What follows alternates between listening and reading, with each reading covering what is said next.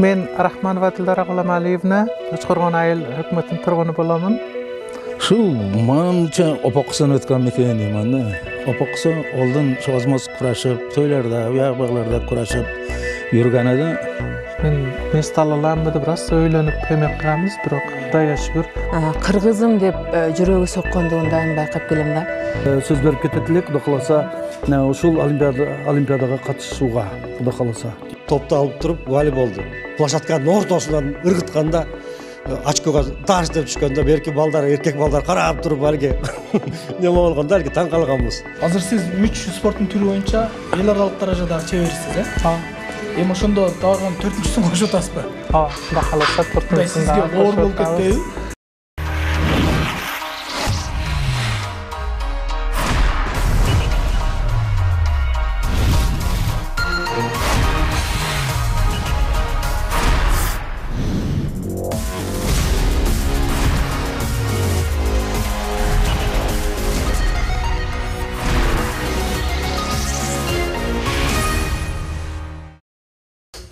Şoğa kurama temir kurç boladı dep, Dildara'nı kurç kılıp jaratkan ekensizler da.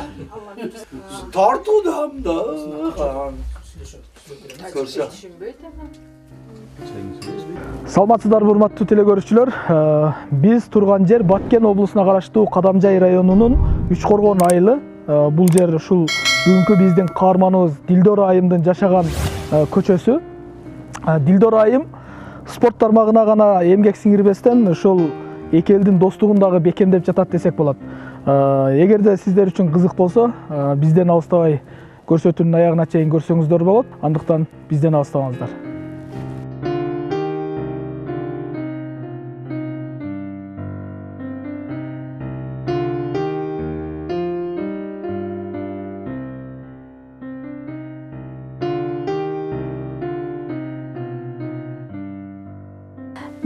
Biz Dildara kızımыздın şunday eldi jurttu bardıq өлкөнү багындырып, биздин атабыз энебиздин бардық тууган уруктун сыймыгы болгонду Дилдараны мен постоянно урматтаймын биринчиден, экинчиден биздин канча немет албаган жерлерден биринчиликтерди алып келип 4 жолку чемпион болгондугун үчүн биз ыраазыбыз. Ошондой эле биздин эжебиз ушул кызды тууганыга биз сыймыктанабыз. Сыймыктануу менен биз бардыгыбыз урматтайбыз. Урматтуу телекөрүүчүлөр, биз азыр ушул Дилдора айымдын үйүндө турабыз. Саламатсызбы? Саламатсыздар, шефтер. Биздин көрсөтүү ушул спортсмендин мындайча айтканда кыскача өмүр баянын ушул телекөрүүчүлөргө чагылдырууда. Сиздин ушул чоңоюп төрөлүп өскөн жериңиз ушул жерде. Ушул жерде төрөлүп өскөнсүз да? Шерде Учкоргон айыл Өзүңүздү өкмөтүндө. тааныштырып өтсөңүз кыскача. Мен Rahmanova Dildara G'ulamaliyevna, Uchqo'rg'on ayil hukumatining turg'uni bo'laman. Sportdan alış kurashı, tayoq tortish kurashi bo'yicha qatnashib, shu dunyolik Aziyalik чемпионаттарга катышып жүрөмүн. Спортко кайсыл жактан кадам таштагансыз? Ушул жерденби? Мектепте окуп. Качан таштадыңыз? Ошо мектепте окуп жүргөн кездерде эле волейбол, баскетбол ойноп жүрөт элек. Ошондо анан спортко кызыгып жүргөнмүн. Анан 2002-жылдан баштап ушу спорттун алыш күрөшү менен профессионал катышып, ошо 2002-жылдан баштап алыш күрөшүнүн биринчи баштаганмын. Эми кандай мына спортчу болгон өзүңүзгө мындай ыңгайлуу элеби? Башка кесип тандасам болмок экен деп мындай өкүнүп калган учурларыңыз болбодубу? Жок, эч андай ойлогон эмесмин. Мен жакшы эмени спортты талдадым деп ойлойм. Эч өкүнгөн эмесмин. Азыр алгач ошол волейболго барганмын деп атасыз да, мектеп учурундачы волейбол, баскетбол ойногом деп. Боюңуз канча өзүндө? 1.82 боюм. 1.82 метр. Эмне себептен волейболду тандап атасыз? Мисалы, волейболго, ошо баскетболго аябай бой узундарды. Бул командный спорт түрү болгондуктан кыйын болуп, команда мындай туса албаганбыз. Ошого мен жеке өзүмдү күчүмдү иштетип көрөйүн деп, ошо спорттун ийгиликке жетүү кыйын болуп калды да. Командный спорт түрү болгондуктан ийгиликке жетүү кыйын болуп калды. Ошого жеке өзүмдү күчүмдү билип, сынап эме кылайын деп ушу күрөш боюнча катышып көрүп жакшы ийгиликтерди жараттым. Азыр сиздин спортто жүргөнүңүзгө мындай үй бүлөңүз, ата-энеңиз каршы эмеспи, туугандарыңыз? Жок, азыр каршы эмес. Бирок мурун мектепте окуп жүргөндө ушу мектептер арасында чемпионаттар болсо, башта койбой эме кылып, 1-2 жума мурун уже сурап, үйдө иштерди кылып, жакшы көрүнүп, ошондой эмелер кылып жүрөт эдик. Азыр Атайын ошол турнирлерге барыш үчүн катышып болсо жөнөтпөйт эле да.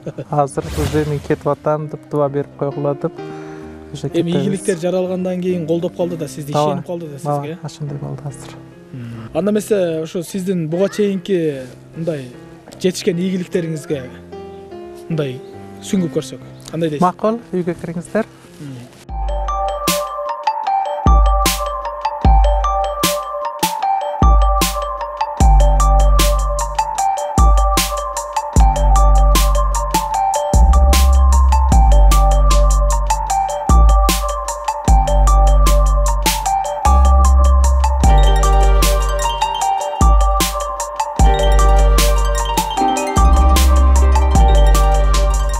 Şu manımca opaksan ötken meken deyman da.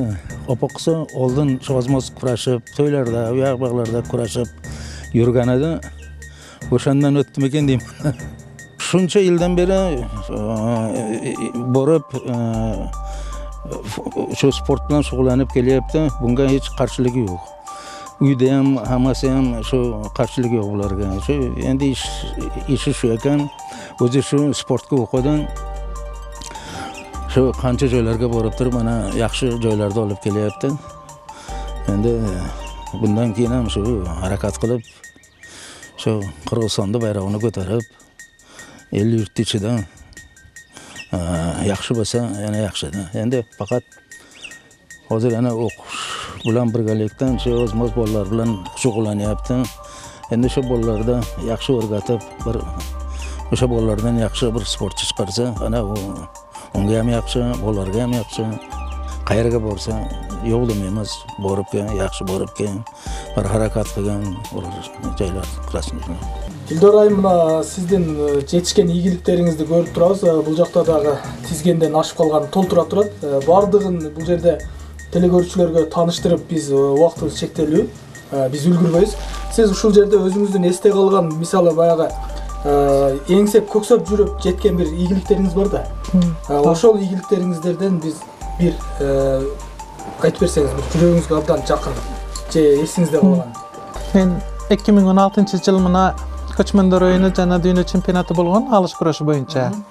Ана ошондо биринчи орунду ээлеп, дүйнөнүн чемпиону жана көчмөндөр оюнунун чемпиону болгонмун. Мана ошо мен үчүн эң кадырлуу деп ойлойм. Не болду эле ошондо? Кандай сезимдер келди эле сизге? Мен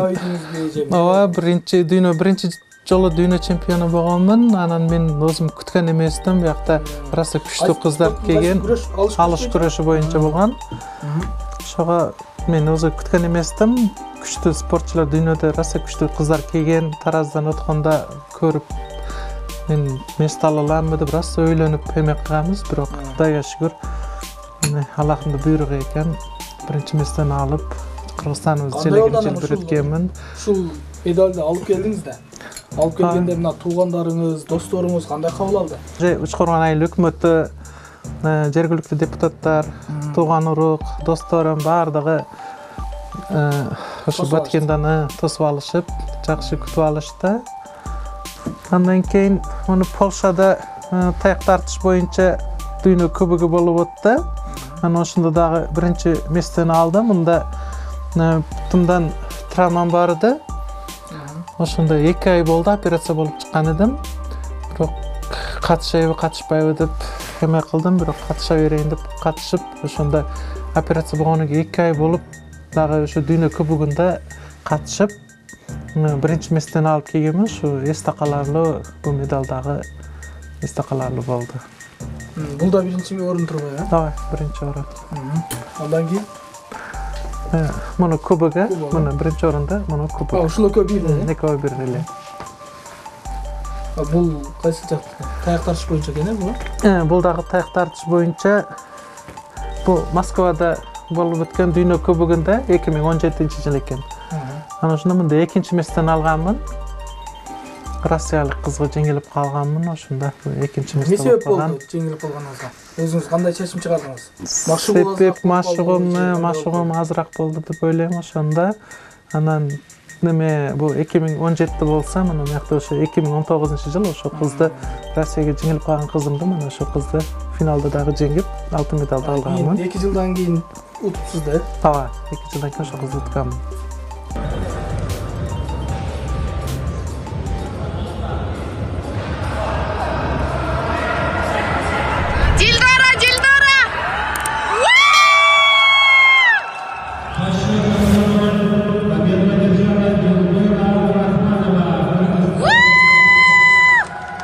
Rahmonova Dildora G'ulomjonovna bizim Uchqo'rg'on ayil hukumatning Raziz ayilida to'ralgan, otasi G'ulom aka deb yaxshi bilamiz, uy bilasini yaxshi bilamiz.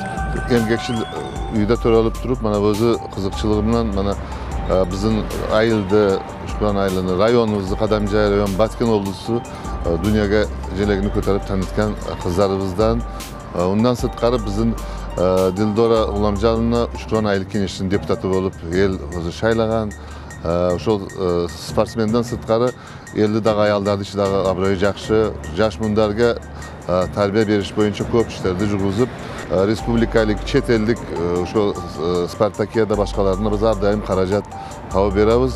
Бүгүнгече колдоп келгенбиз, буюрса bundan да кийин колдойбуз. Dildora өзү спортсмен болуп, өзү дагы азыр устат болуп, жаш немелерди колдоп, тарбиялап келип атат. Биз иштерге ийгилик каалайбыз.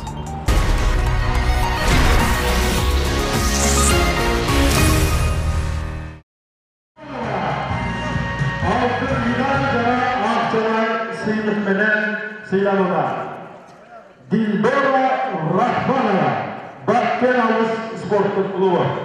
Dildora Rahmanованын өзгөчөлүгү бул жөнөкөйлүк сапаты. Жөнөкөйлүк сапаты менен ал көптөгөн ийгиликтерди багындырып жүрөт. Ошондой эле учурда бул баягы улуттар аралык биримдикти дагы жогору коет. Ошол эле учурда бул кызыбыздын коллегамын дагы бир мындай өтө жогорку баа бере турган жагы кыргызым деп жүрөгү соккондугун дайым байкап келем да. Биз сыймыктанабыз.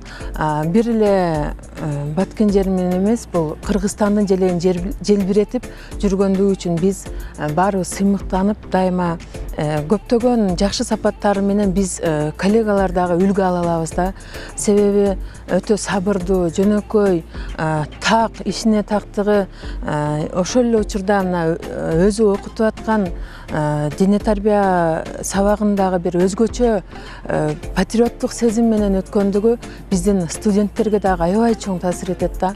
Ошол эле учурда аларга таасир этүү менен студенттерди дагы бизге окуу жайга тарта алат.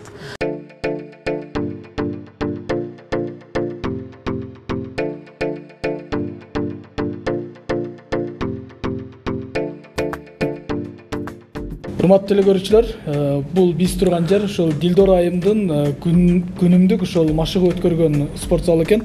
Агай, спортчуну ошол дүйнөгө тааныткандагы кандайдыр бир ийгиликтерге жетиштирген дагы бул сөзсүз түрдө машыктыруучу да.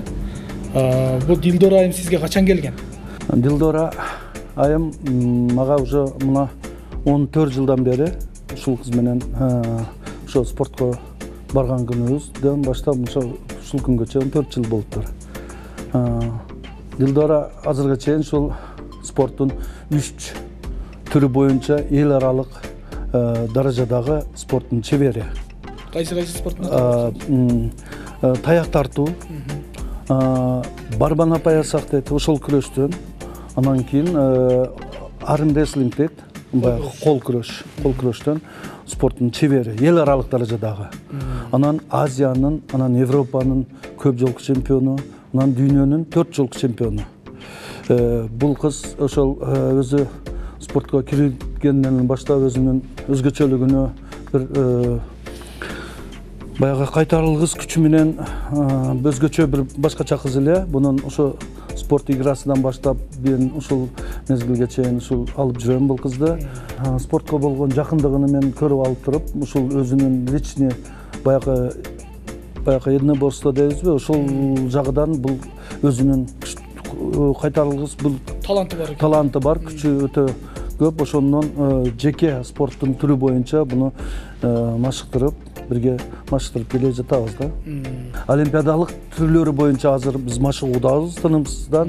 Кудай кааласа мына 2024-жылы биз болуп аткан олимпиадага биз элибизге, ушу көрмандарыбызга сөз берип кетет элек. Кудай кааласа ушул олимпиадага катышууга, кудай кааласа. Дилдор айымда даярдап атасыз. Биз ошондой даярдап машыгуудабыз. Үмүт бар ушу катышууга. Кудай кааласа катышабыз. Катышууга үмүт бар. Тынымсыз күнү-түнү азыр машыгуудабыз. Сизге рахмат. Кудай буйруса, урматтуу телекөрүүчүлөр, Назар агайыбызды да сөзсүз түрдө теле аркылуу өмүр баянын толук чагылдырганга аракет кылабыз. Бүгүн убактыбыз тилекке каршы чектелүү. Сизге чоң рахмат. Рахмат, сиздерге дагы чоң рахмат. Сен бияка жат,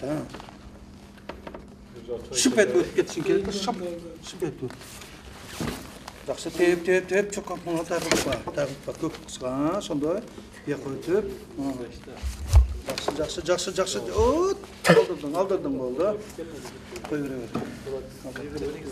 Баткен мамлекеттик университетinin Кызылкая гуманитардык институтунун бүтүрүүчүсү болуп эсептелет. Ошол Дилдараны айтып келип атканы ошо студенттик мезгилде эле бир топ спорттук иш-чараларга активдүү катышып, мен биринчи окууга киргизилгенде, кабыл алганда, ошол азыркы мына жерде биздин өзүбүз спортзалда абитуриенттерди киргизип кабыл алып атканда, ошо кабыл алуу экзаменде келгенмин. Мен онда Ошгуда иштейт элем. Ошгудан келип, ошол жерде кабыл алуу экзаменин алып атып, Дилдара эркек балдар, жалаң физкультурникке тапшыргандар эркек балдар турган. Анан ошол жерде топты алып туруп, волейболду площадканын ортосунан ыргытканда, очкога таш деп түшкөндө, берки балдар, эркек балдар карап туруп, алги неме болгондо, таң калганбыз. Анан кийин өзү да окуп калды. Анан бунун спорттук бир эле волейбол, баскетболдон сырткары эң негизи күрөш маселесинен. Анан ал биздин мына институттун багында атайын спортсмендер күрөшкөнгө, бел күрөш боюнча аппликадан жасап, аянтча жасаган элек. Ошол жерде күрөш балдардын күрөшү болуп атты эле. Ошондон Дилдараны чык деп неме кылса, эң кыйыны да биздин спортсмен балдардан бирөөсүн чыгарсак, баягы жерде көтөрүп туруп, далыны жерге жеткирбестен, мындай эркек баланы мындай неме кылбайт дегендей кылып туруп, көтөрүп турган, кайра көтөргүзүп тургузуп койгондо, балдардан ким түшөт десе, ошондо студент эле. Мен айтым келип атканы, спортсмен катары да, адам катары да өздөрүнүн аркасынан башка кыздарды өзүнө кошо ээрчитип, олорду тарбиялоо жагынан чыныгы мугалим катары да айтым келип атат. Ошону менен биргеликте бир эле мындай айтканда, бир өзү эле спортко кетип, бир соревнованияга жалгыз эле барып катышпастан, ошо кыздарды, студенттерди уюштуруп, ошолорго сабак өткөндө дагы ошол өзүнүн үйрөнгөн методдорун үйрөтүп, анан ошо өзү менен кошо алып барып, Баткенге, Бишкекке, Көлгө, бир топ жерлерге биздин студенттер дагы Дилдаранын аркасынан шылтоосу менен ошондой спорттук иш-чараларга катышканга мүмкүнчүлүгү болду да. Азыркы күндө эми чынын айтканда бул бизде иштеп, биздин бүтүрүүчү болгондугу үчүн мен коллега катары да мен сыймыктануу менен айтым келет. Ошол биздин окуу жайыбызда ушу дүйнөнүн чемпиону иштеп атканы, ошо дүйнөдөгү айтканда кечээ күнү эле Швейцарияда барып күмүш медалга ээ болушу биздин айтканда биздин институт үчүн, окуу жайы үчүн, Баткен мамлекеттик университети үчүн өтө сыймык катарда эсептейм.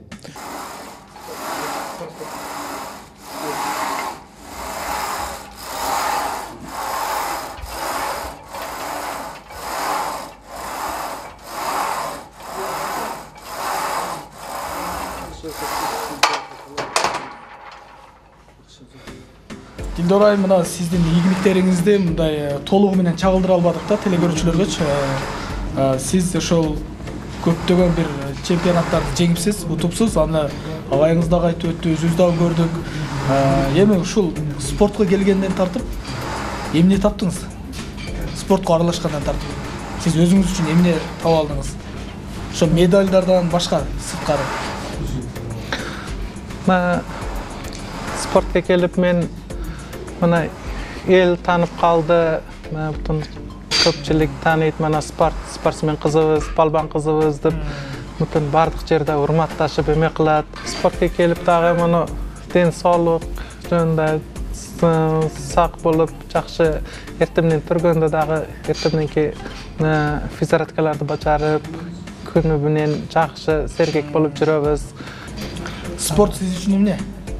Спорт мен үчүн жашоом деп айтсам да болот. Спортсуз билбейм кандай эме болот. Жашоо. Ооба, спорт жашоом. Алдыда кандай максаттарыңыз бар эми? Алдыда максат коюп? Ооба, максаттарым şu жылга чейин олимпийский вид, не олимпийский вид, анан национальный вид, ушу спорт түрүнөн машыгып жүрдүм. Азыр мына өткөндө Бишкекке барып, стравый пуля мылтык атыш. Аны ошо боюнча Каникей деген олимпиада катышуусу бар. Аны ошо менен машыгып келдим. Результатың жакшы, даярда сен чыгасың деди. Ошого энди Кудай кааласа ушу олимпиада спорт түрү менен машыгып катышып атам. 2024-жылы Францияга ошого бир аракет кылып көрөм. Азыр сиз 3 спорттун түрү боюнча эл аралык даражадагы чеберсиз, Ооба. Эми ошондо дагы 4-сүн кошуп атасызбы? Ооба, Кудай кааласа 4-сүн сизге оор болуп кетпейби? Жок, энди ден соолугумга дагы байланыштуу мындай оңой спорт түрү деп ойлойм. Мынча күч кетпейт, бирок эми техниканы жакшы билип эме кылса, көп күч кетпейт экен. Кандай өздөштүрө албайсыз, өзүңүздүн мындай көзүңүз жетти? Ооба, мен дагы атып көрүп, мурунтан өзү мына парк эмелерге кирип, раса тир атып, үйрөп, ушундай жүрөт элем. Кызыгыңыз бар? Кызыгым бар да. Анан бирок чемпионатка катышамын деп ойлогон эмесмин да. Анан ошо бир олимпийский видтерди көрүп чыктым. Кайсы видтен катышсам болот экен олимпиадага деп карап чыгып, ошо атайын иликтеп көрсүз да? Ооба, иштеп чыктык. Анан ошондо стравый пуля ошо макул түштү бизге. Ошо азыр катышып атам. Азыр мына сиз жашаган айылга кирип көрдүк да, биз көрсөтүүнүн башында ошо үйүңүзгө барбадыкпы? Сиз мына эки элдин достугундагы бекемдегенге чоң салым кошуп атыпсыз да. Мындай кадрдан сыртка сүйлөшүп турганда дагы байкадык. Кандай эми сизге мындай айылдаштарыңыздын ушул элдин көз карашы кандай сизге мисалы? Мен Кыргызстан жаранымын. Кыргызстан үчүн мен жанымды беремин. Кыргызстан желегини желбиретем деп жүрөм. Кудай кааласа олимпиада дүйнөнүн чемпиондагы бөлөм деп ойлойм. Биз да ушундай Дилдер Эжекенин жолун жолдоп, дүйнө жүзүн кыдырып, бүт мамлекеттерге Кыргызстандын желегин таанытууга жана кыргызды бүт дүйнөгө таанытууга биз Дилдер Эжекеге окшоп ушундай спорт менен машыгып, анан спорттун бардык түрү менен машыгып, ушул Дилдер Эжекедей болгубуз келет. Биз Дилдер Эжекенин окуучуларыбыз. Азыркы күндө биз күрөш жана аркан тартыш, таяк тартыш өргөм жатабыз. Биз ушул жерде машыгабыз жана Дилдер Эжеке бизге өргөтөт. Биз ушул окуучулары болобуз. Биздин кыялыбыз ушул Дилдер Эжекедей болуу, Дилдер Эжекедей болуп дүйнө жүзүн кыдыруу, Кыргызстан желегин бүт дүйнөгө таанытуу.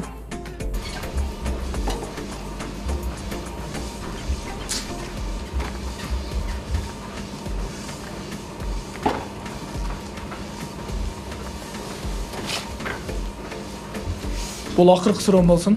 Сиз ушунча жогорку бир бийиктиктерди багындырдыңыз, чоң-чоң ийгиликтерди жеттиңиз, ийгиликтерге кимдерге ыраазычылык айтасыз? Ошо сизде кимдер түрткү болду ушундай сизде?